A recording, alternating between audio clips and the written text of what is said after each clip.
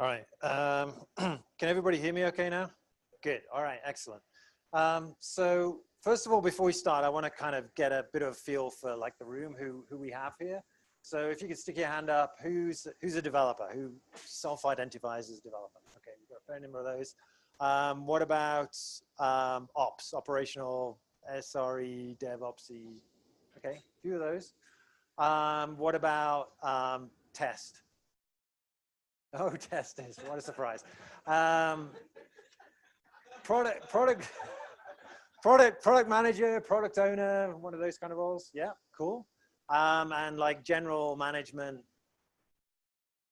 Yeah, all right, cool. That's excellent. I'd like this to be kind of somewhat interactive. So if you have any questions as we're going along, please feel free to speak up. I don't want to delve down too far into any rabbit holes, so I might try and sort of like, we can go over more detailed stuff, but potentially like one-on-one maybe after. But let's get started.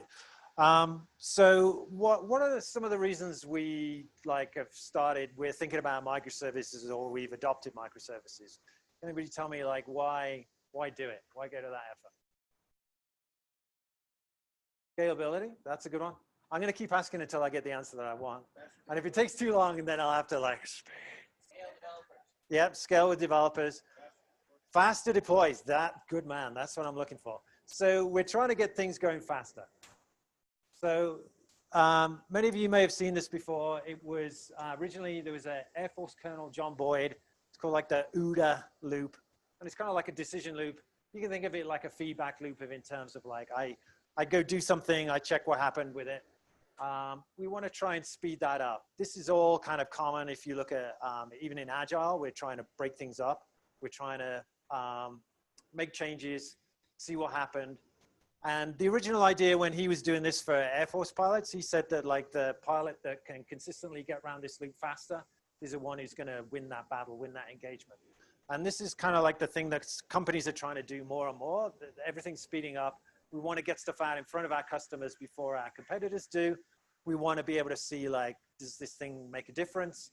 Should we invest more in it? So we need to get things out faster and sooner. So one of the ways that we're trying to do this, if we're adopting microservices, generally that we're going to have like this idea of autonomous teams.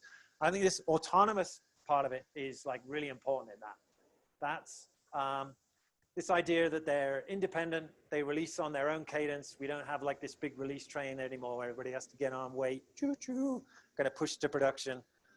But it doesn't really work all that well if you're doing a top-down, kind of like a command and control kind of organization. And we don't want to get into this whole water scrumful kind of idea where it's only development that's really like doing these iterative processes. And we get there and they do their sort of like, yeah, my job's done. And it sits on a pile until it gets out and an ops team, or it actually gets out into production. It's only really useful. We only really say it's done if it's in front of a customer. Okay, so where does that leave ops? In a traditional kind of organization where we have these silos and we have that, like that idea of that release train where we do the development, then we go through our test stage and we say, yeah, it's approved. And then it goes into production and it's handed off to ops. That's not really going to work that well here.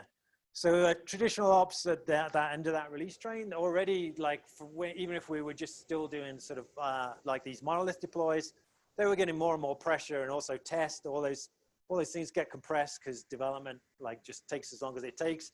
We've already told everybody it's going to be out by this date, so we don't bother testing or doing anything else, stick it out there. If you've got all of those independent dev teams and they're all off doing their own thing, if you're operations, you've got no context of like what it is, what they're doing, where this thing is, why it's doing what it's doing.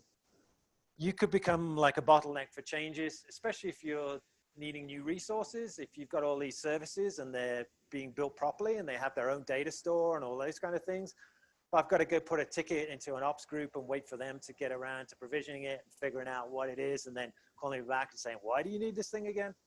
It's going to slow us all down. And then we don't necessarily have enough people like in a traditional operations team to be able to embed all of those into like these service teams and do that work for them directly. And there's still a bunch of other kind of keeping the lights on things that need to be done. So what can we do about that? So we need to help developers become more self-sufficient. They need to be able to do more of the things that traditionally were done by other groups themselves. And we need to be able to build in some of those operational concerns from the beginning, from the base. Now, we can't buy this kind of DevOps. It's not like you can kind of like sprinkle some magic DevOps on the thing and it's all going to work. And even if we're doing things internally, we can't create that in a vacuum because it's just not going to get used. This needs it's a big cultural change, and it needs a lot of buy-in. If we're going to have like all of a sudden like developers one day, it's like, okay, now you're responsible for this and this as well. Then you've got to be able to sell that, and you've got to be able to say like, why is this important to me? Why should I be able to do that? And a lot of that is this whole like that autonomy and that being responsible, and you own this thing now, instead of having to wait for these other teams to get around to doing this thing for you when it's ready for them. You can control your own destiny. So like, this is how we can help the developers to be able to move faster, to be able to do the kind of things that they need to do. So this very much working with those developers, and this idea that we've kind of like, we're paving this road to production. We're making this like an easier process for them and producing tools that can help them do that. All right, so first thing, I'm gonna do a new microservice. Like, how do I start my project? What do I need to do? How can I help with that? So one of the things that we can start with is service template generators. There's a lot of kind of boilerplate that we need to set up when we're starting off a new service. There's a node project called Yeoman that allows you to do that kind of templating. There's even a Yeoman generator, so you can, it'll help you start that off. That gives us an ability to standardize our approach as well.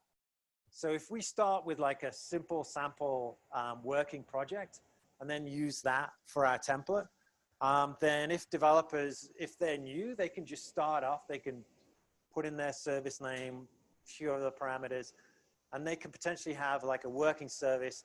They can then try, see how to use it, figure out how things work, and then rip out the simple bits that they need to put in their new business logic and actually make it the way they want to do it. So one of the things that we want to think about when we're doing this is it's not just like the raw code. It's not just like, hey, I need a main and I need like, I don't know, some data objects and various other pieces. There's a lot of other things that go into starting up a project. So for instance, we may have a Docker file. There's probably some standardized build scripts that we use. Like we use Travis for our CI, so we can set you up with at least a base Travis file. What about other things? Like we want to have a README, so we want to prompt you to put some information about what your project is, some basic boilerplate. Other things like sort of like a template for PRs. We want to have a standardize on that. So all this helps with developers being able to get off the ground quicker, that we can switch between groups easier because we have the same kind of style of things that we're doing. So if Node's kind of like not your thing, and you really don't want to try Yeoman, Go has some pretty good templating capabilities. So if you wanted to go build something yourself with that, that might be an alternative. And then there's like a project/company called Atomist. Has anybody here used that at all or done any research on it? It's one of the guys from the original kind of Spring developers has kind of set it up. And they're trying to do a lot more than just this kind of templating idea. They're trying to do a whole lot of process around building things and doing your deployments. But part of the stuff that they offer apparently is the ability to have templates. And if you have like a common change that you want to push out to multiple services, be able to do that. I've tried a couple of times to figure out exactly how it works, and I haven't been able to do that. I was at KubeCon end of last year, and I went to their booth and was like ready to say, like, show me what this thing does. And they were having issues with their setup, so I never got it going. But it sounds kind of interesting. I think you're going to be, it's a very opinionated way of doing things. So like if you're in with the way that they want to do it, it might be something you want to do. But if you already have a lot of process and you want to try and automate that process that you already have or fit in with other things that are going on, maybe it isn't going to work quite as well for what you need. All right, so that starting a service, that's kind of fairly standard. Like we get that. That's like, I can have a couple of developers, like I've got a standard thing, a foobar program or whatever it is. They can template that out pretty easily. But how do I provision resources? How can I set up a database? How can I do things like that in kind of like a cloud environment? That's a lot more kind of outside of a general developer's comfort zone. They don't have as much experience generally doing that. Now, that's not to say people can't do it, but it's generally not their kind of key capability. So what can we do about that? Well, for a start, really like infrastructure as code is kind of like a way of being able to produce our resources, make it reusable, be able to stamp things out across different environments. So that's something that definitely in an operations sphere is already, people are out there, know what they're doing and that kind of thing. But it's generally being kind of like left on that ops side of the house. And it's not as often that developers themselves are generally doing that. So two of the projects there, I mentioned Terraform is probably the biggest one and most well known. There's a newer entrant called Pulumi. They're trying to do more as real kind of code. They have several different libraries in different languages. I think TypeScript and Go are two of the ones that I know of. But they're obviously, they want to sell you something, so you can use their stuff locally. But then if you need to keep a state file, so if you need to be able to work on that at a higher level, then you're going to need to start looking at their paid product. And as a new entrant, that's something you would have to consider in terms of like, are the benefits of having like a true code worth working with a newer kind of company? But Terraform's pretty well known in that arena. So how can we make that easier for developers? How can we make it so that they can get the stuff done that they need to do? So one of the things that Terraform provides is this idea of Terraform modules. What we can do with that is we can specify, like say, hey, if you want an S3 bucket, you use this module, you give me the name and some other information, and it'll create it for you. Same way as that kind of idea of those sort of templates for services, but this is templates for resources. So some of that can allow us to do standardization of what we want in a service. So for instance, if we're starting up an S3 bucket, maybe we make sure it can't be made public, so we don't get into trouble with that. There's a lot more capabilities in that and a lot of flexibility in how we do it. So that's still something that maybe your everyday developer isn't going to be too comfortable with. So what we did here at Ibotta is we came up with this idea of an infrastructure specialist role. So what that was, we went out to developers and said, hey, we need people to help us. We don't have enough people in our team to be able to go build all of these resources for you ourselves. So we need people who are interested in this kind of thing, who want to learn about it, who want to have like a higher level than the everyday developer, that will help train and will give you some permissions around things that you can do. And you can always fall back on us to help with.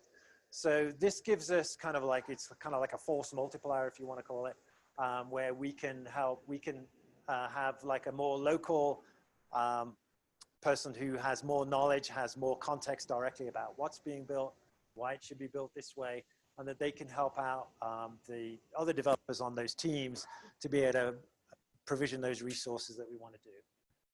So the next thing that we're working with is basically this idea of a Terraform pipeline. Just as we pipeline our code, we want to pipeline out our resources through. So we were lucky to have some very bright people build this pipeline for us here on the team. I wasn't directly involved in that. But basically the idea of that is with Terraform, you have this idea of you can validate, plan, which will show you like these are the resources that are going to get generated, and then like apply that. So the way that we work is in a Git repo. You do on a branch, when you check in on that, it'll do a validate on a plan.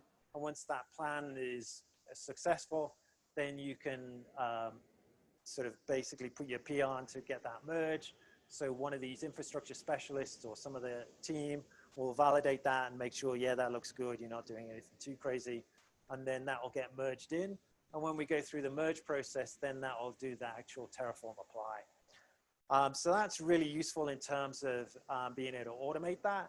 And also because when we're working with like a global set of resources, we don't want multiple people trying to do that in parallel. So that enforces kind of like the sequential nature of that. Like I'm going to do these in order so that I know that my state is constrained and I'm not creating something and then deleting it because the next person didn't have that in the version that they were working with.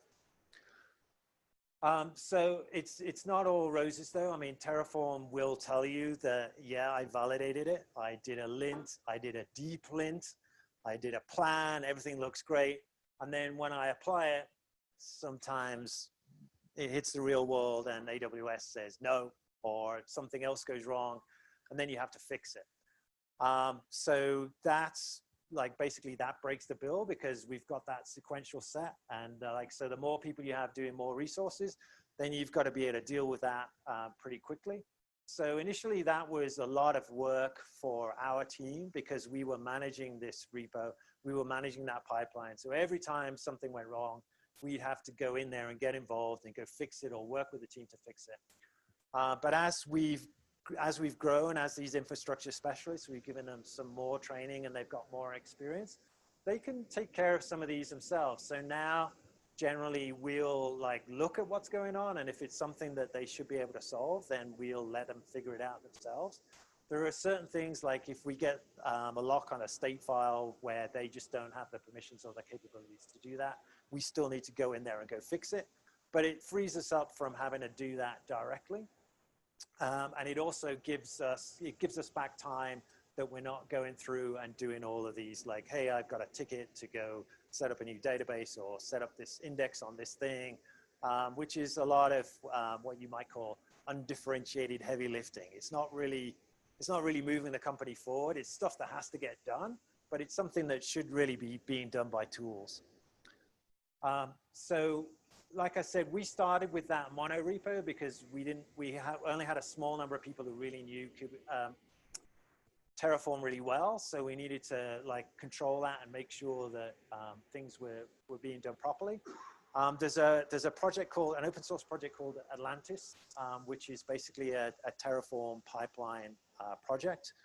The people behind that recently started working for basically for Terraform. So they're going to be working on that. It has been promised that they'll keep that like open source running for now. If you have enough money, apparently it's very expensive. I've never looked at prices, but Terraform Enterprise has their own kind of pipeline tool. So if you can afford that, if you're like a big enterprise company, then you could probably look at that as well instead of building your own. So all of that work allows us to move developers forward faster. They can get the infrastructure that they need without having to wait on tickets and then wait for people to come back and say like, what are you doing this for? Why is it that? So, okay, I've got my service code roughly done. I've got my infrastructure built. So like, how can I make this easier to support? So if we look at some of our standard libraries, we can start building some of these abilities, that we need, like reliability, observability, all of these kind of like non-functional requirements that I don't have a product owner telling me like, hey, I need this function, I need this thing done, but it still needs to be there for that to run in production. So by building some of these standard libraries, we can make it easier for those developers to include like really important things such as like request tracing, so that we can see like when service A calls service B, which calls service C, figure out where things are going, where the time is being taken in that. Structured logging, so if we log as JSON, then that makes life easier from like an automation point of view in terms of figuring out what's going on in our services. We don't have to suddenly kind of write formats for our log output to be able to tease out what values there are and umpteen different versions of that depending on what person wrote it on what day. We can also help with monitoring, security, so we can standardize on if we're using sort of like OAuth or something like JWT for service authentication. We can have some standard libraries to build off that, make life easier for that. And things like also like secrets management. So we use a project at Ibotta called SOPs, which is Mozilla, I believe, started it. And that basically uses like KMS keys to encrypt data so that we can check in our like configuration files with secrets, and it'll encrypt that data value for you. The interesting thing is with sort of JSON or YAML, it can tell like between a key and value. So you'll still keep the key, but it'll encrypt the actual value for you. So when you're doing diffs on those, you don't just sort of like binary file, something changed. You can actually see like, oh, they changed this secret or something like that. So the ability to help do that, it makes life a lot easier for those developers. They know that's the standard way of doing things. But we also want to be careful in terms of like, how much support do we do? Like, what are our standard languages? Yeah, what? So, upside provide this ability to actually implement.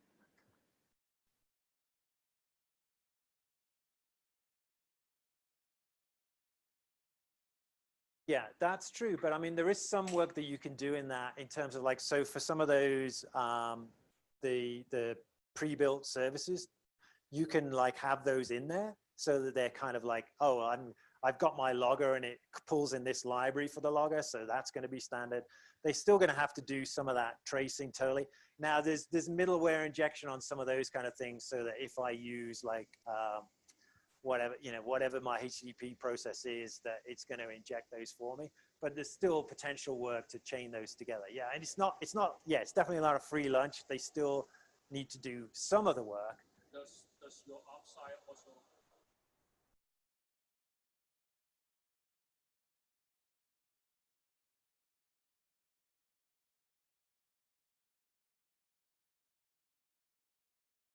how the logging and the monitoring? Yeah, so the question, I'm going to repeat the question just in case. So in terms of like, does our ops team provide sort of like some of those logging and metrics dashboards in terms of so they can see how that does? Yeah, we'll definitely get onto that in terms of like some of the stuff when we talk about that. I would say that like this DevTools team isn't like, it isn't really an ops team. It's kind of like, it's a mix, it's a meld of like, so I came from very definitely development background. I got interested in sort of like Kubernetes and Docker and containers, and that kind of drifted me over to that ops side. But definitely much more on that. So I've learned a lot from working with the people in our team who have a lot more of that operational experience. And I think that's important if you do decide to develop this kind of team. You can't just say, well, it's going to be all ops people or it's going to be all devs people. You need that blend and you need those skills, and they are different skills. And there's also a different mindset. I find it very interesting that like on the dev side of things, generally we'd be there and we're like, yeah, ship it, it's good, let's go. And like the ops side would be like, whoa, hold on a minute, let's check. Do we have good sort of like acceptance criteria? Do we know exactly what it is that we're doing? And we're kind of more structured about the work that they did. And hopefully some of that has kind of bled off on me, and I've kind of learned from that. But I think that's definitely been very useful, and to get those different mindsets. And also we need to we need to be able to work outside of that team as well, and learn from the other groups that we're doing. So the point I wanted to make on this about that limiting support, it kind of depends on your company. I mean, if you're like, we're a Java shop and we just do Java and we don't acknowledge there are other languages, well, you're kind of set. If you've kind of grown over time and you've kind of like got some bits of like Node here, and we've got like a Ruby monolith, and we've got some other services that were written in this, then you've got to decide like, how many of those are we going to support? At what level of support are we going to give it as well? So in terms of those libraries, some of those service definitions that you do, some of those service templating, that can help in that kind of like this idea of this paved road. We're making it easier for you to go this way, But if you really want to go off-road and like hack through the forest and figure stuff out for yourself, maybe there is a use case for that. But I think the important point to bring up on that is that you really need to make those costs clear. So we had a group that, for technical reasons of what they wanted to do, the libraries and the support around, I think it was Clojure that they wanted to do, like a rules service, wanted to do that. We like, we have no idea about Clojure. We don't know how to support that. You're going to have to figure some of this stuff out yourself. And they're like, okay, we'll go do it. But it was hard because I don't think we really specified well enough in terms of like, well, these are all of the things that we're building using these libraries, all this structured logging, these metrics. You need to have things in a certain format. We're going to provide Docker files and all the rest of it. You're going to have to go figure all of that out on your own. So it potentially is a big cost to do that off-roading. And if teams are going to do that, they really need to understand what that is, what's involved in it, and make a honest decision with their eyes open of like, yeah, we really do want to go this far.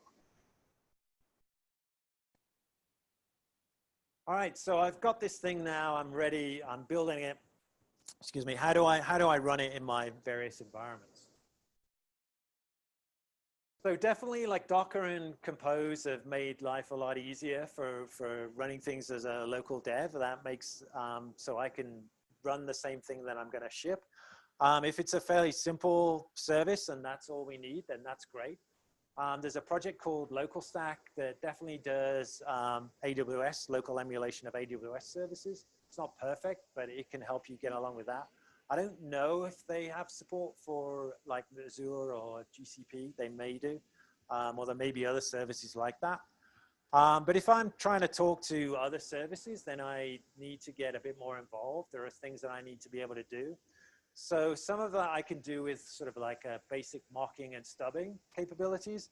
And I can do some of my kind of base integration tests and some of my automation testing like that. But sometimes it can get a little more involved. So there's tools like WireMock is one that I've used. There's also Mountyback, I don't pronounce it, but, and a couple of others, Wirefly, that can kind of do this idea of a service emulation. So basically the idea for that is you set up a proxy in front of the service you're calling. You call it a bunch of different ways. It'll record those things for you. And then it'll allow you to kind of play that back as though it is the service. So you run that locally, and then you can actually run it through some testing. I've used WireMock with sort of Java testing automated. It'll basically play back those things that you gave it, and you can do some parameterization on that. So you can say like, hey, when I do get ID 123, just pass me back the whatever one it is that I have, or parameterize the results that you turn back. So that can be something that can help you sort of run your local testing.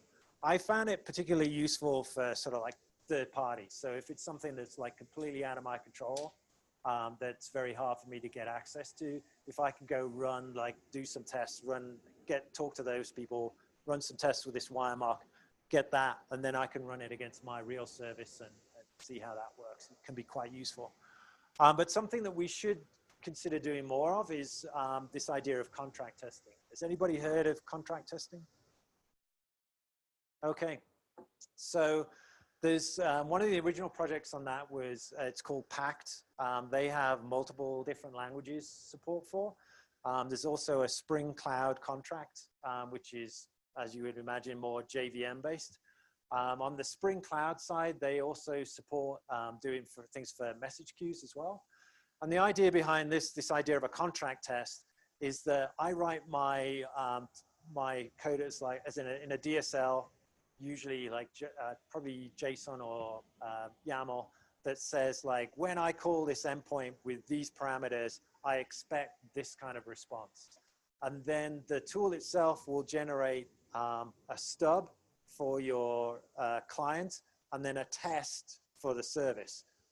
So the issue that you sometimes face when you're doing mocking or stubbing of external services is that you do your stuff locally and they're off doing their thing.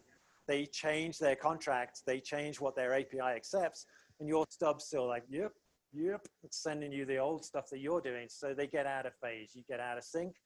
The ideas behind contract testing is to reduce that by making sure that we specify from that same initial code that we specify the stub from that, and also a test for the server to make sure that it matches up. Pact has an idea also of like what they call a pact broker. And so that is kind of like a central location where you can, all your contracts can be found. And so if you're running a test, you can call into that to say like, give me the stubs or the tests for this. Spring Cloud Contract works in a slightly different way because that's kind of like in the Java ecosystem. That's more around having like Maven libraries and being able to pull stuff in through that. So I would definitely recommend taking a look at that. If you've got teams and you want them to be more, they're more isolated or they're working a lot more independently, then contract testing is a way that can potentially help you on that, sort of making sure that that interface boundary is kept together. So I've got all of these kind of capabilities for like a more formalized testing, but if I'm in a local development and I want to be able to attach to some of these remote services, and assuming that I'm running in Kubernetes now, because like we're doing microservices, everybody's doing Kubernetes, right? There's several projects that help in that environment. There's this first one, this Kube Forward, is a fairly simple, straightforward one. It'll do port forwarding from a cluster to your local service, but it'll also do local hostname entries for those services. So you can call them as though you were in the cluster, but you're remotely. And that's pretty straightforward. The next two, telepresence and tiltup, are a lot more involved. Those are trying to make that circle of development faster.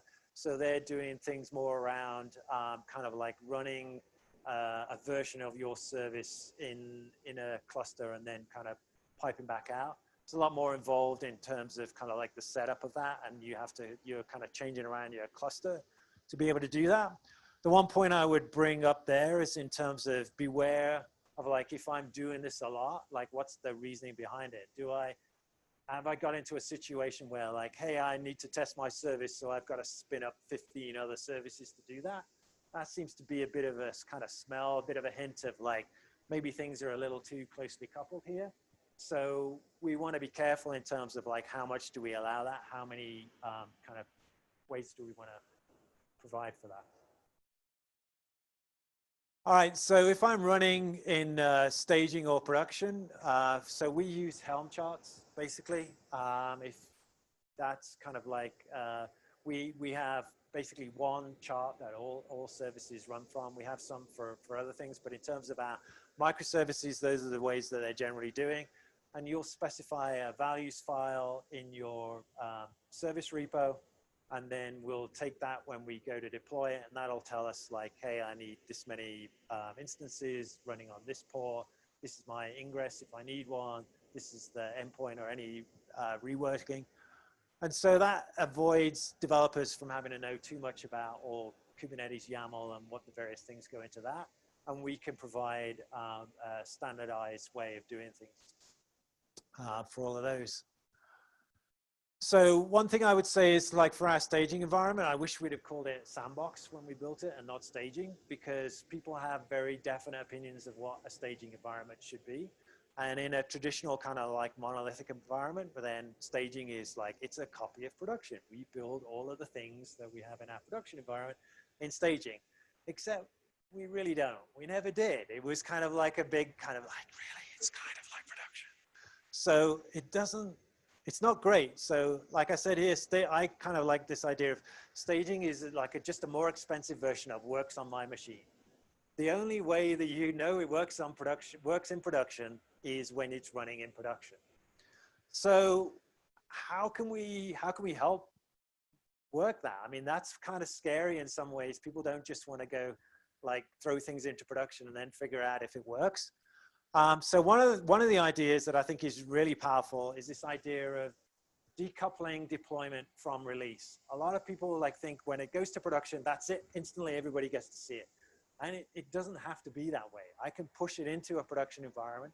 I can make it dark initially so that nobody can see that service. I can sort of set up a separate endpoint. So I have a service sitting alongside my current service that I can go run tests on and check that things work okay. I can do things like canary it so that I start off with like a small amount of traffic on this new service. Does the world blow up? Is everything looking okay? And then gradually roll it out more. I can also do things like feature flags. So I can say like, I'm building things and I've got several things going on at once. I can hide something behind a flag. If it's not ready yet, I can still keep releasing. I can do some testing potentially of it.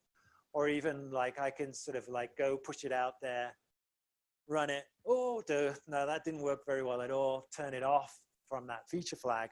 And that helps me to be able to do things so that I don't need this huge staging environment. If I've got all of those autonomous development teams all working on their services, all working separately, my staging environment's never going to match what's in production anyway. They're all going to be running at different rates. So I'm going to have version 1 of this, version 2 of that, and it's just going to change over time. So the more we can get away from this idea of like, I have a perfect replica of my production environment that's called staging, or even worse, multiple different staging environments, the better I think we're going to be. So being able to think about these tools, these ways of helping developers like test in production or deploy things dark, then release it to users, I think is really going to help. All right, so I got it into production. How do I manage it there? So this is where we kind of get back to that idea of like, how do I figure those things out? So one of the things we can do is we can leverage those conventions from those earlier tools that we built. I've got this, I know that all of my logs are going to be sent to standard out. I know that they're going to be in a structured form. I know that all of my metrics are going to have a certain kind of naming convention to them so that I can build some standardized things about that. So in production, it's all about that observability. I need those are kind of like the 3 main things that I'm interested in: my logs, my metrics, and my trace. So if I have tracing in there and I can inject that trace ID into my log statements automatically, great. Now I can look at a transaction across all the different services in their logs. So the things that we do, for instance, we run sumo logic for our log aggregator. So all of our services basically are automatically going to get all their logs piped through to sumo logic. And because of the way that they're built, I can tell the developer, given that your service is named XYZ, you can find your logs at Kubernetes /default/XYZ.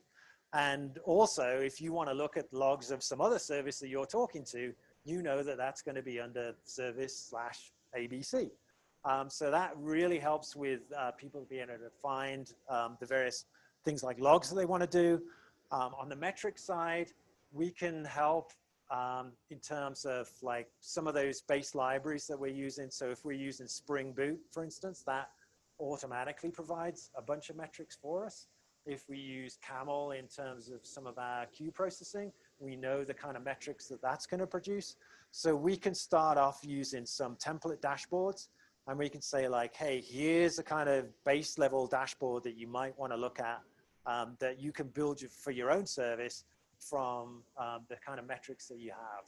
Metrics, I think, is something that's really, really important and really difficult, because a lot of the time you tend to, same as you log everything, you throw metrics off around everything. And especially when you're running in Kubernetes, you can have metrics from Docker, you can have metrics at the Kubernetes level, you can have metrics at the service level, and figuring out which of those are the right ones that you should be looking at and what are the right measurements is really difficult. Yeah. Kibana. So we use Datadog for our metrics. So one of the nice things about that is it has, so at the base level, it has kind of like a standard stats D, but with the tags that we can attach to it, it performs somewhat like Prometheus as well. So you can definitely slice and dice things kind of like the way you want to do. It's just kind of figuring out some of the cases with, especially in the Kubernetes realm, where there's a lot of metrics that get dynamically produced for you, figuring out which ones of those are the ones you should use. Yeah. So we're using Datadog just for metrics right now. Yeah, so for logging, we use Sumo Logic. So yeah. Yeah. So that idea of templating those dashboards, sharing a learning strategy, you want to teach out in terms of like what are kind of things that you should be alerting on for your service. If your service is like a queue, it's working on an SQS queue, you want to be looking at things like have I got entries in my dead letter queue? Is my queue size expanding? Some of those are kind of like common things that I might want to alert on. If I've got sort of like a web service, I might want to be looking at like response times, errors. There are some standard basic ones that you need to be able to look at. So we can help teach out on those. We can help provide standard dashboards for those development groups. Because at the end of the day, they're the ones that should be in charge of that. They built it, they own it. That's the way that we want to be. So they need to be able to understand that, and they need to be able to manage that service. We can't just kind of like throw them in there, go figure it out for yourself. It's just not going to work. So Kubernetes makes some things easier for us in terms of like as a developer. So I don't need to worry necessarily about like, hey, if my individual instance kind of runs out of memory or just dies, Kubernetes figures that out, kills that pod, restarts a new one for me. It'll scale up and down dynamically for us as well. So we get a lot of things for free with that. And so that environment can make life in some ways easier. There's not as much of the manual kind of capabilities that we need to figure out. But we still need to provide those developers access to some of that. So there's the Kubernetes dashboard that can be pretty useful. From a kind of graphical point of view, that allows people to figure things out, find things that they need to be able to do. You can even exec into pods and look at logs and things like that from the website if you want to. Just make sure that you secure it, unlike Tesla, so that you don't get a crypto mining suddenly start running on your cluster. But you also potentially give them access to that command line. If people really like they're happy in the command line and they want to do stuff through that, then they could use that queue control. So we have some kind of common things that people want to be able to do. So one of those is kind of like I talked about that port forwarding earlier. So if I want to do a remote debugger, then I need to know how to do a port forward and how to set that up. So we can give you sort of like, here's a how-to on how to do that. In the Kubernetes world, as opposed to sort of like when I used to run on an individual server. All right, so what are some of those benefits from if we take this approach? So standardization in terms of like we've built out these service templates, we've got these standard libraries. That means that like we know that if it's a service that got written through this, then it's going to be easier to switch teams, make assumptions about what's being built, because we have those common practices and we have this idea of this best practice of like, this is how we do things here. And it avoids developers having to think about a lot of that stuff. They don't need to worry about all of this kind of boilerplate stuff anymore. They can really concentrate on the business logic, which is what they're getting paid for, figuring out that, and not all the other stuff that goes around it. So in terms of speed, we had a team. Now they had built services through our pipeline before, but they needed to build a new simple kind of queue service. And they set themselves a challenge to see how fast they could do it from scratch of like, I don't have anything at all. I just set up my GitHub repo and now I'm going to run these generator tools. And they were able to go from that to running in production. And admittedly, it was a pretty simple service, but within an hour. So that's not just writing the service code and being able to set and deploy that. We also had a Yeoman generator for the common pieces that people need when they start a new service. So I mentioned that we use this tool called SOPs for our encryption. So we use KMS keys to do for the encryption keys for that. So it'll provision you through using a Yeoman generator for the Terraform. It'll provision you with your ECR registry, which is where I'm going to put my Docker containers, and this KMS key. Automatically, you just fill in a small bit of information, it'll run that Terraform for you. And then we have a Terraform module for a standard SQS queue, which has a retry and a dead letter queue. So they were able to use those. And so like while they were waiting for something else to build, they did those. And they got all of that infrastructure and that code all running in production in an hour, which I think is pretty impressive.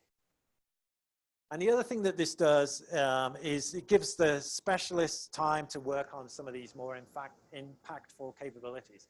So imagine what we talked about earlier. If we've got this like ops team that's really knows Terraform, really has an understanding of all these infrastructure pieces, but they're stuck just on this ticket hell of like, I just get this endless supply of tickets of like, build me this, build me this, build me this.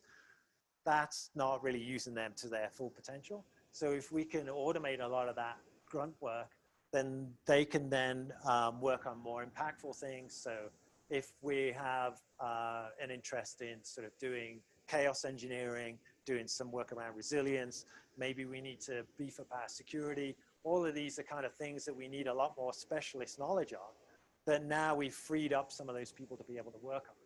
So I don't want people to think that this is like, oh, we just make everything into tools and then we don't need an ops group anymore.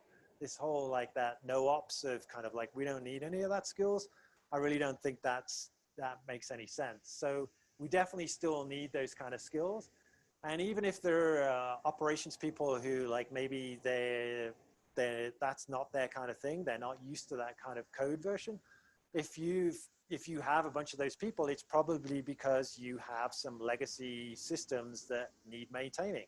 And so those people are still valuable in doing that maintenance work on those systems, but it gives you the capability to help and train up and move those if they want to move on to other things, or if you already have those kind of capabilities within your group to work on some of that more interesting, more newer work. All right, so I've convinced you all now. You think this is a really great idea. How do you actually make it happen? So if we start from this idea of working from the top down, I think you really do need to do that, because there is cultural and an organizational change that's going to need to happen, and you're going to need a pretty high up champion to be able to do that. So depending on the way you're currently organized, this may be really difficult to do. So if you're still in that very siloed kind of mode of like, hey, we have development, then we have test, and we have ops, then this is going to be a much harder sell than if you already have developers who are like, no, we push things into production, we own this part of it. Now we have to take on more, but we're already we've been moving down that line. And also those silos have power. They have they developed over time. There are managers, directors, there are people who have a job that is involved around making this thing happen.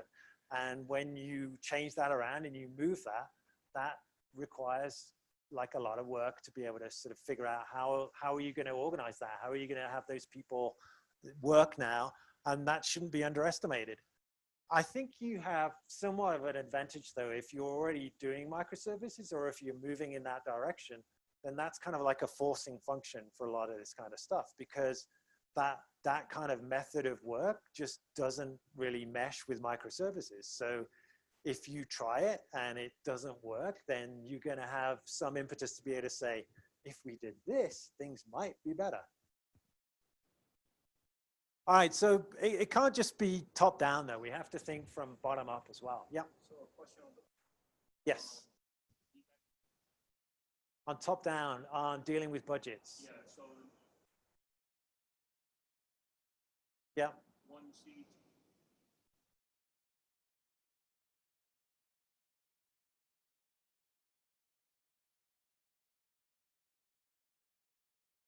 Yeah. So how do you control the spend basically? Oh, yeah. Yeah. So I mean that definitely can be a concern. So in terms of all of those tools that we talked about, there are places where we can do work on that. So for instance, when we're doing our infrastructure that we're building, we make sure that we're tagging things. So you have to say like which department, which group, so you get an understanding, and you can then go back with those reports and say like, hey, you're spending like $200,000 now instead of 20,000. What gives? So there's some feedback in terms of that. We also do things like on that pipeline. So we have gates around other sort of pieces as well. So in terms of, we have a check to say like, you can only delete up to X resources. So just in case somebody does something horrible, it goes all the way through. It's like, my pipeline is not going to go, yep, sure, I'll blow away your entire infrastructure. So there's certain gates that you can do, and there's certain things that you could set up in terms of like, if I'm monitoring Like I have cost reporting. We use a company called Cloudability to do sort of manage some of our stuff. All right, excellent. Man from Cloudability. Awesome stuff. Yeah. So that's something that you can use to monitor where your spend is. And if you could tag those things, and you could potentially, I'm sure, set up kind of like alerts or dashboards of management to be able to see like, where's our spend going? What's the trend on it? And be able to do that. And then, but you also need to, this whole idea of, I think it's really important to get back to that, of that empowerment on that individual team and group to be able to do the things they need to do. So part of selling this to developers and part of saying, okay, now you've got to own, like you got to build your own resources, you're running it in production. Like, oh, I got to do all this other stuff as well. Like, why?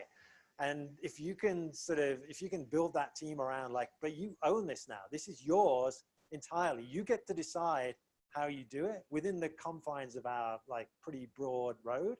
You get to be able to say like, this is how we do it. And this gets into this kind of building things from the bottom up.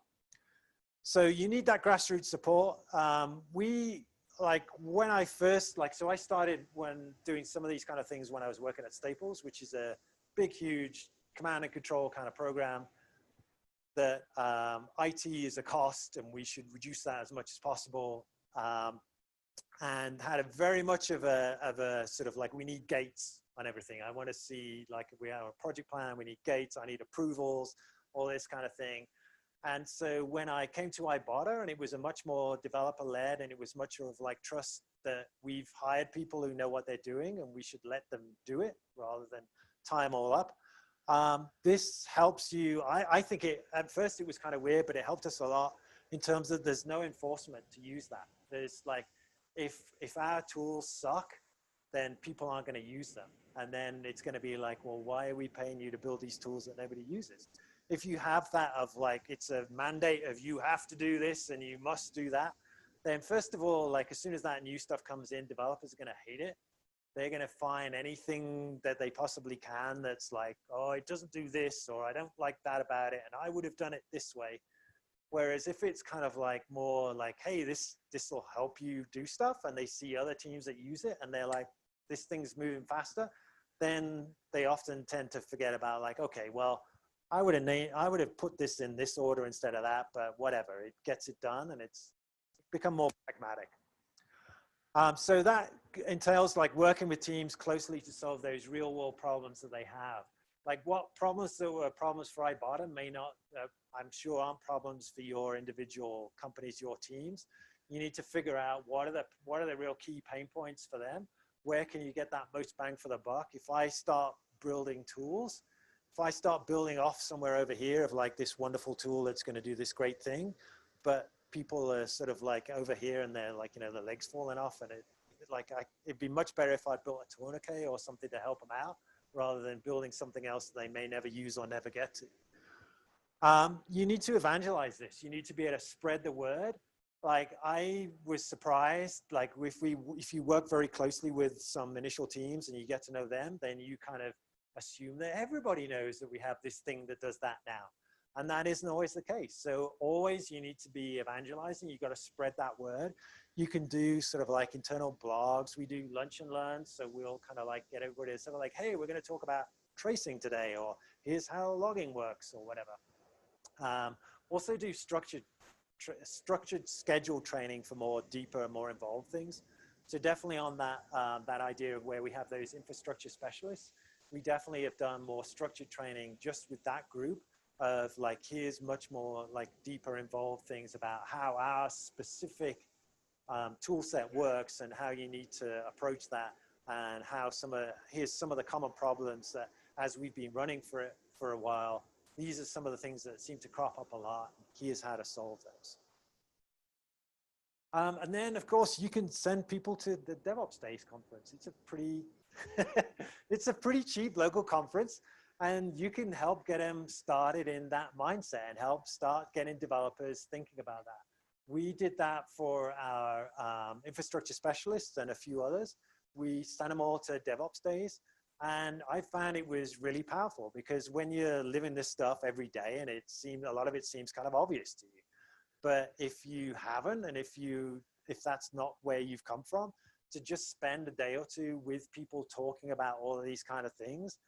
Light bulbs start to go off. People start to think, oh yeah, I never really thought about that. That does make sense to me now. I can understand why the kind of things that we're trying to do this. And also that it's not just me telling them that this is a really good idea. There's a bunch of other people out there that people respect and understand, to say that, yeah, that's the kind of thing you should be doing. So I'm writing my tools. I need to make sure that I write the right thing. So I want to build things that actually get used. I want to find some early adopters. We had, what was really useful for us is we had a group called Core Services. And they wrote some of things like our our security service, so for JWT tokens. We sat very close to them, and they were a great team to be able to work with. They were keen to they understood what the kind of things that we wanted to do, were keen to try out some of the tools that we were doing. So you need to find some early adopters that you can work with that kind of get what you're trying to do and that are prepared for some of these rough initial versions, and work with their feedback. And in terms of because you build it, even though I was kind of like, I've done development a lot of my life, I'm still not doing it in this particular environment. They know best in terms of how they're trying to do things and how the groups as a whole are trying to do things. So work with their feedback to refine that before you bring it out to a general release and you kind of say, ta-da, we have a new tool that does this. You want to wait until you've got some polish on that, so it's not too painful. You've got to knock off those basic rough edges so people don't just go, terrible, I can't use this thing, I don't understand what it's saying, error messages are terrible. You need it to be at least usable, and it needs to be easier than whatever the manual thing that they were doing. So once you get to that kind of level, then you can get it out there and get people using it, and then kind of make some iterative capabilities on top of that. And definitely look at working on those main use cases. There's that standard 80-20 rule in terms of okay, well, it doesn't do everything under the sun, but it at least gives you these things. So in our earlier Yeoman generators, maybe we wouldn't have some of the PR templates and the other pieces that we now have in them, but it was kind of yeah, the core service bit's there. It's better than what you have now. It's easier than doing it manually. And we'll kind of add some of those things on if we need to. So some of the way that we started was we started with some of those Yeoman generators and that standard libraries. And then we built out a lot of that support for Terraform. That was a much bigger piece of work to do, and it required a lot of different knowledge points. And then doing more of deployment, sort of making that easier. So we had an initial deployment tool that I won't go into at all because it was terrible, but it got the job done. And then we built on that, and we're continuing to build on that. All right, so really you have to listen to your customers, and they really are customers. Think of yourself as I'm a tools company and I'm selling this thing to these people. They don't have to use it. You need to be empathetic with them and understand the pain points that they have. Put yourself in their shoes and try and understand where they're coming from. Be open to the feedback that they give you. Sometimes I'd be like, hey, what do you think? Isn't it? It's great. And they're like, I hate this thing. It doesn't do this and this doesn't work.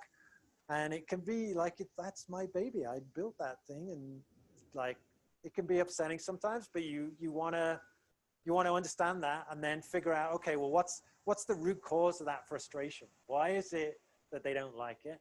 What is it that I can do about that? Or how can I help them, how can I help them understand and get better, and how can we move this forward?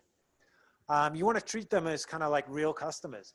Think of if you're a tools company, you have developer relations. You want to kind of think about what kind of things can we do in that sphere. And also, if they don't use it, then you're wasting your time. So, okay, I've built all these wonderful tools now. I'm kind of getting snowed under because I've got 17 different tools to maintain, and I've got some new stuff that I'm trying to do. How can I keep that going? So one of the things that we do is kind of an idea of an internal open source approach. So the idea behind that is that initially we kind of accept a PR on a tool. It's hey, especially on those service kind of level things, developers say like, hey, it doesn't do this, we need to do this now. We're like, okay, well, if you want to do PR, we'll check it, we'll put that through. And then on gradually, as some of those things mature, we can help them take ownership of it. And we could say like, okay, if this is like for Java services, we have like a Java guild or people who work in largely on Java. Like, hey, you guys can kind of maintain this now. It does most of the things, but in terms of the general maintenance of it, we'd like you to be able to sort of run with that. And there's also a continuum on that sort of tool process and ownership. So as I alluded to in terms of like some of those service related things, those are much closer to developers. They have a much more day-to-day understanding of what's going on and what they need there. So for our service generators and our standard kind of libraries, we're really shifting those over to development ownership. So we'll still do some of the work there, but they much more own those. Now, when it comes to some of those Terraform modules that we're building, there it's probably more of a case of we're still pretty much in control of those, but we accept PRs. So it's kind of like, hey, I want to add a new module for some other database or a queue or some other thing that I'm doing. We're going to do more of these. We're like, cool, you go build that, and we'll check it out and help you get it across the line and make sure that it meets the standards that we want. And then on to sort of like our deployment process into production and some of those things. That's much more of like, no, that we own that. That's kind of like one of our core capabilities. But if it's not doing something that you want, give us a feature request, and that's something that we could work on. All right, so support. How do I support all of those tools? You want to make use of those early adopters. Those are the people who've kind of gone through the pain with you. They're the true believers. They're people who can get out there and kind of say, no, you should try it. It really works. It's great. You want to be able to document things. That gives you that consistent message. You can point people back to that when they ask you questions, instead of like having people ask 3 different people and get 3 different answers. If you have it documented somewhere, even if people don't read the documentation, which let's face it, a lot of the time they don't, you can at least point them back and say like, hey, have you looked at this? This is where it tells you what to do. And if you have problems with that, like make notes on the docs or tell us like, I read it and I still don't understand it, so we can improve it for everybody else. You can do things like troubleshooting, like guides, user guides, walkthroughs, but you're still going to really need an open support channel. So what we have like an open microservices channel on Slack, and that's kind of like a first port of call.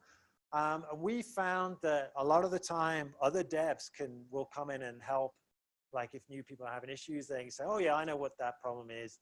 We're working on the same team or the same group. I can help you out with that, or you just need to do this instead of that. So that takes a lot of those initial kind of low-level things off our plate.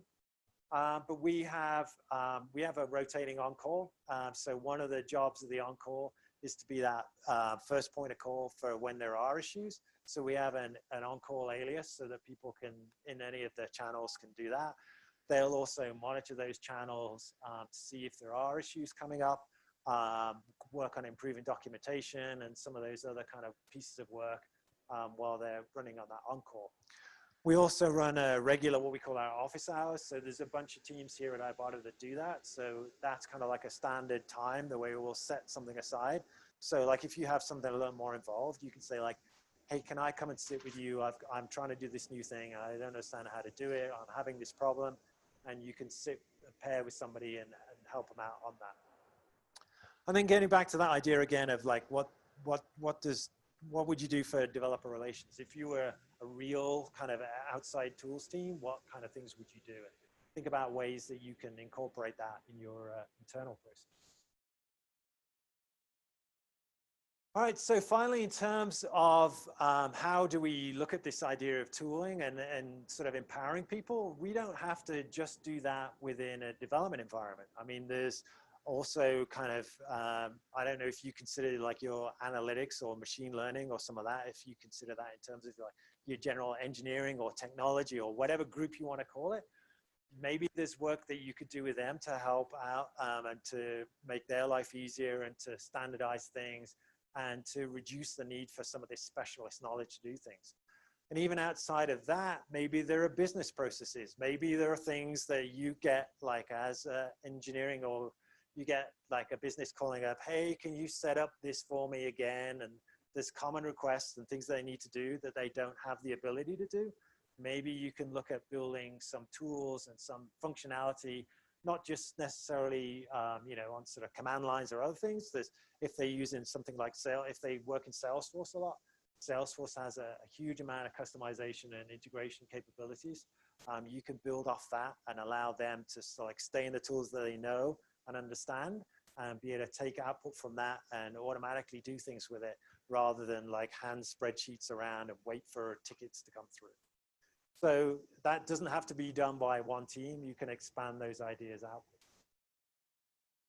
All right, so in conclusion, I'd like to say that hopefully I've outlined some of the things that you can do around building tools, empowering developers to be able to build the services that they need to do, and spread that knowledge without having bottlenecks of sort of operational and teams like that, and also speed up what we're doing. All right, so I'm gonna sort of, I'll put this, because it's definitely a bit of an eye chart. I'll make sure that I get the slide deck up there, and this is kind of like a list of a lot of the different libraries and projects and things that I've mentioned today. All right, does anybody have any questions? We all just like completely dumbstruck. This is, yes, first at the front.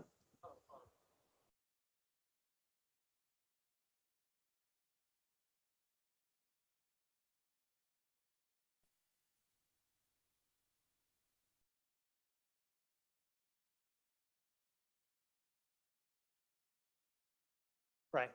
Well, first is paved.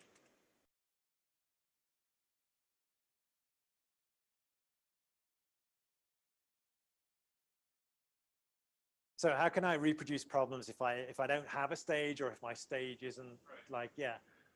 So, I mean, that's definitely a problem. Some of the things you can do, there are tools around to like record traffic, so that I could say, I could record sort of issues that are coming in and then replay that in a smaller environment potentially. But hopefully with, if I have enough of sort of like my metrics and my logs, and I can and that's all captured, and I can go back to it, then I can look at those, and I can, if I have the tags and the levels on that, I can go back to that and see much more information about like where that's happening, to be able to narrow it down to do my debugging in a smaller environment.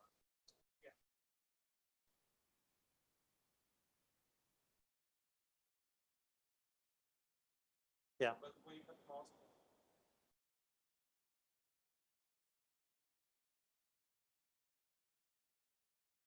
that's actually Microservices. Yeah. So in terms of how do I, if I've got a chain of microservices and I'm calling through those, that's really where that tracing comes in. So as part of building my traces, I have a unique trace ID. And if I inject that automatically into my log statements, then as my log aggregator collects my log data from all of my services, I can then use that as a query parameter to say like, hey, get me all of the log statements that have this specific trace ID in. And I can see like, oh, it's calling this service, then it calls that service. Oh, it called this service, then has errors and has a problem. It's probably in here.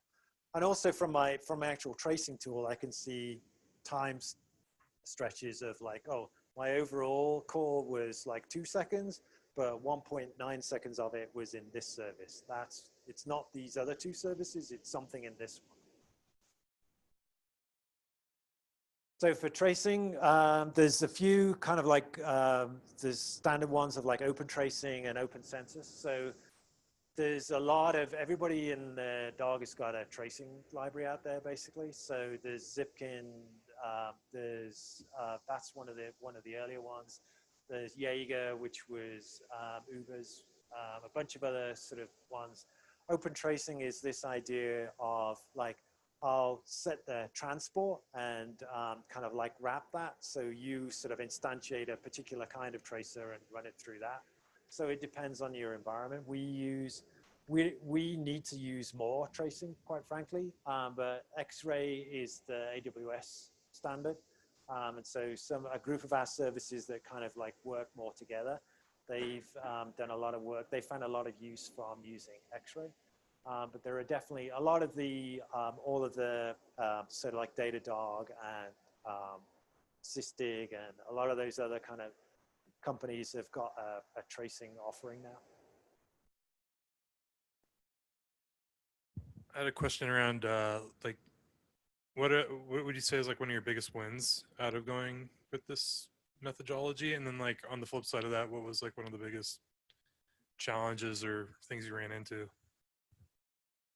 So I think definitely one of the wins would be that speed, that ability to, like I said, that service, they were able to get something in within an hour, and like that cross-pollination of like developers being able to help each other out and understand those tools. I think I found personally very useful.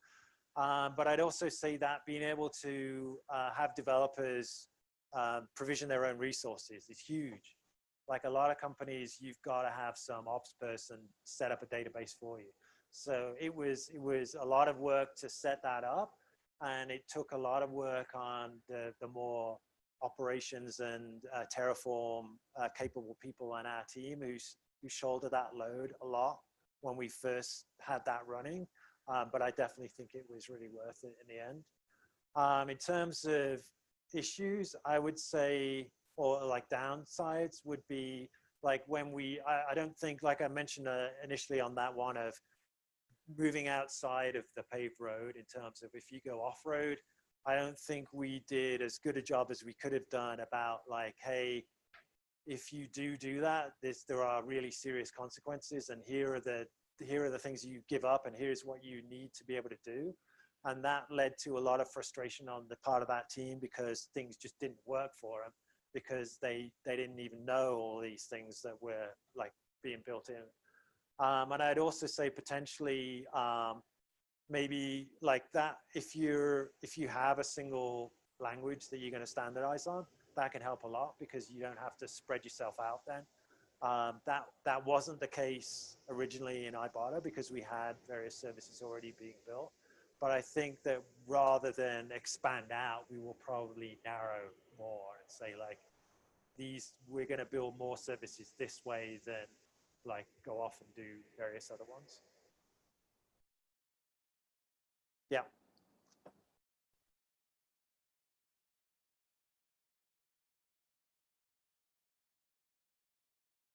So it seems like one of the things that you've done here, maybe inadvertently, is shine a spotlight on all the overhead that actually comes as a direct result of a microservices approach and containerization.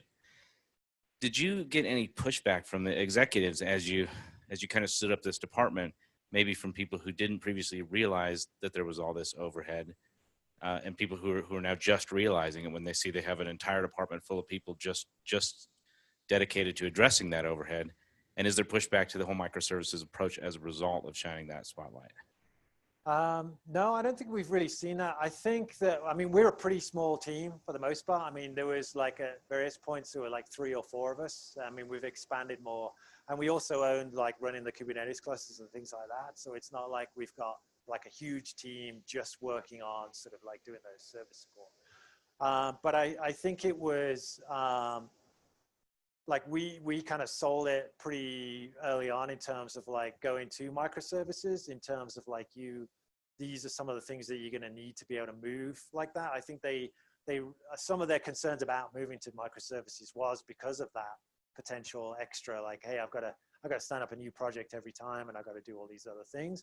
But definitely some of those other reasons about why you would do microservices, just because in terms of scale, it's like we're expanding rapidly in terms of the number of developers. It's got too many cooks in the kitchen situation of like, if we're all trying to work on this thing, we've already seen that we're running into issues of everybody trying to work on one thing and kind of stepping on each other's toes. So there are plenty of reasons for us to work on that microservices approach. And this is kind of like a way that we can help mitigate some of the downsides of moving that way. I'd just add to that, we had pretty immediate support from our CTO and pretty unwavering support there. To echo Matt, I think the challenges around scaling, it's not just kind of people stepping on each other's toes, but it's actually a new developer, developer number 90 has to learn the entire business to understand the monolith. Whereas if they're working in a microservices environment, they can understand maybe a domain or a service or something like that and get up to speed fairly quickly. Yes, I mean, there's a lot of those like ideas that you see in terms of like why people are adopting microservices, and those downsides are kind of like, okay, well, how can we mitigate those? How do we get? So some of that is like using things like Kubernetes, and some of it is sort of building these tools. Can you talk a little bit about why you chose Terraform as your IAC as opposed to something cloud native like CloudFormation? Because of like already in-house knowledge, and there was kind of some tooling around there that we could build on. We had done some CloudFormation, a bit of Sparkle, whatever it's called, for some previous stuff. But really the knowledge that we had was around Terraform, so that was why we chose it. Yeah.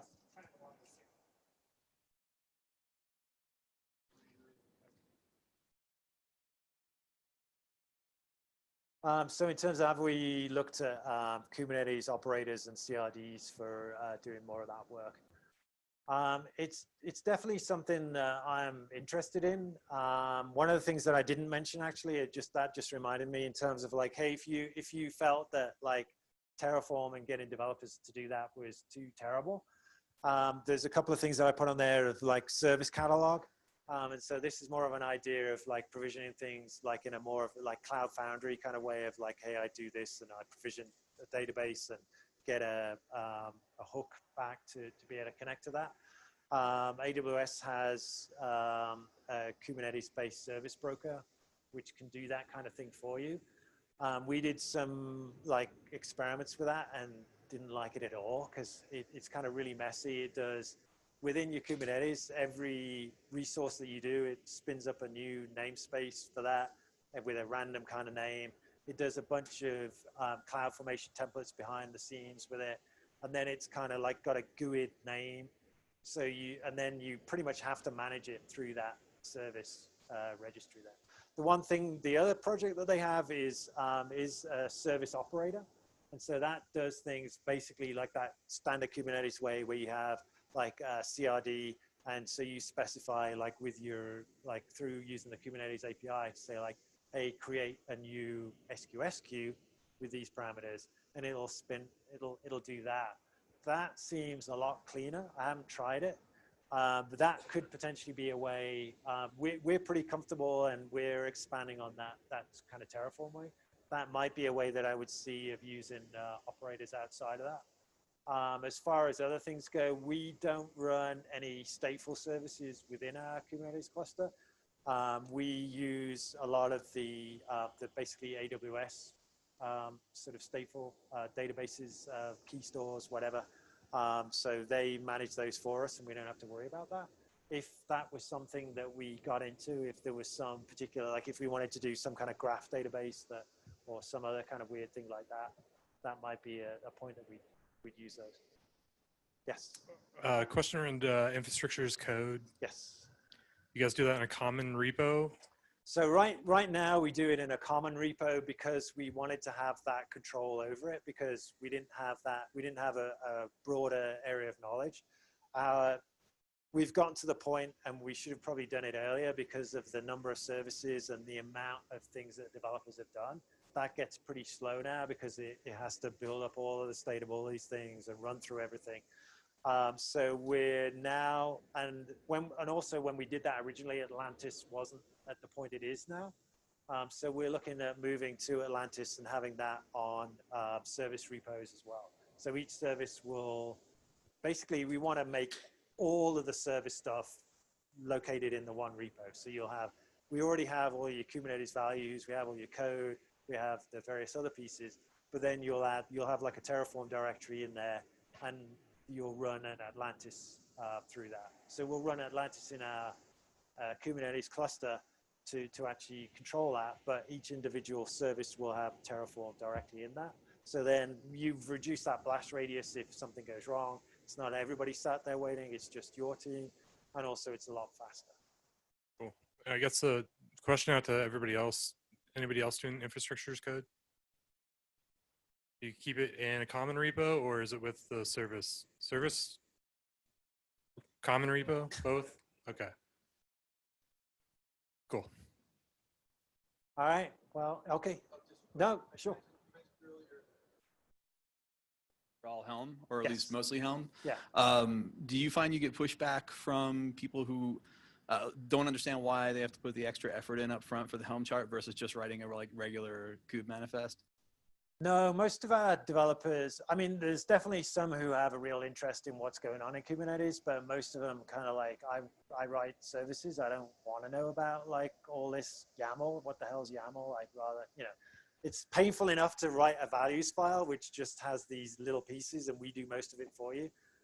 They don't want to get involved. Okay, so you're actually writing the Helm chart. Yeah, for the so most part. we write the Helm charts and they just give us a values file and then we plonk that in and generate all of the Kubernetes resources from that. Thanks. Yeah, and so that helps us standardize. And we obviously have our own internal ones and there's a project called Helm File, which is really a confusing name for a project, but that allows you to basically specify a bunch of Helm charts and run them either individually or all together, and also specify where you get your values from. So you can incorporate individual values files for common stuff, and then environment specific things, inject those in as well. So that's how we do our plumbing kind of charts of the loggers, the metric aggregators, and the various other pieces that we need to build on top of a plain Kubernetes. Cool. Well, thank you. All right, thanks.